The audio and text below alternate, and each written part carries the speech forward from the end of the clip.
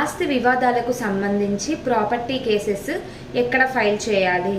Property అనేది ఒక ప్లేస్లో లొకేట్ అయ్యి ఎవరి మీద అయితే మీరు కేసు వేస్తున్నారో ఆ వ్యక్తులు వేరే ప్లేస్లో ఉంటే ఎక్కడ మనం ఏ కోర్టులో కేసు ఫైల్ చేయాలనేది ఇప్పుడు మనం ఈ వీడియో ద్వారా తెలుసుకుందాము.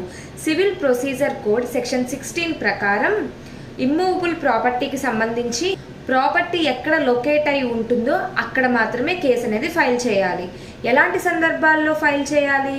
దాంట్లో నెంబర్ 1, పార్టీషన్ చేసుకున్నప్పుడు ప్రాపర్టీ ఎక్కడ లొకేట్ అయి ఉంటే ఆ ప్లేస్లో ఉన్న జ్యూరిస్డిక్షన్కి సంబంధించిన కోర్టులో మాత్రమే కేసు అనేది ఫైల్ చేయాలి. Number 2, title and ownership.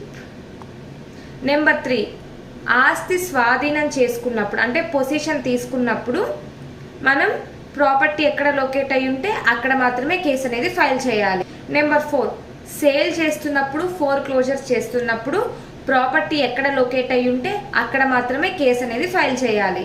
మీరు ఆస్తి కోసం ఎవరి మీద కేసు వేస్తున్నారో వారు వేరే ఊర్లో నివాసం ఉన్నట్లయితే ఆస్తి వివాదాల్లో వారు నివాసం ఉన్న దానికన్నా ఆస్తి ఉన్న ప్రదేశానికే ఎక్కువ ఇంపార్టెన్స్ అనేది ఉంటుంది. కాబట్టి ప్రాపర్టీ ఎక్కడ లొకేట్ అయి ఉంటుందో అక్కడ మాత్రమే కేసు అనేది ఫైల్ చేయాలి. సో ఎందుకు చేయాలి? దీనికంటూ ఏమైనా ప్రత్యేకమైన కోర్ట్స్ ఉన్నాయా?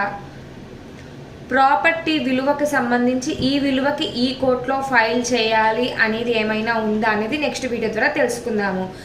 ఇలాంటి మరిన్ని లీగల్ వీడియోస్ కోసం ఛానల్ వెంటనే సబ్స్క్రైబ్ చేసుకోండి.